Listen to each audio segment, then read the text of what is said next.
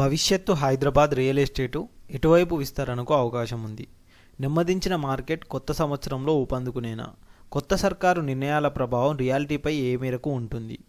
గృహ కార్యాలయాల నిర్మాణాలపై స్వల్ప దీర్ఘకాలానికి ఉన్న అంచనాలేంటి? ఇటువంటి అంశాలపై స్థిరాస్తి కన్సల్టెన్సీ సంస్థ ఏమని చెబుతున్నాయి? దాని గురించి మనం ఇప్పుడు తెలుసుకుందాం. హైదరాబాద్లో ప్రస్తుతం రియల్ ఎస్టేట్ మార్కెట్ పరిస్థితి ఏంటి? 2024లో మీ అంచనాలు ఎలా ఉంటాయి? స్వల్పకాలానికి ప్రస్తుతం మార్కెట్ నెమ్మదించింది. సాధారణంగా డిసెంబర్ నుంచి సంక్రాంతి వరకు మార్కెట్ మందకొడిగానే ఉంటుంది.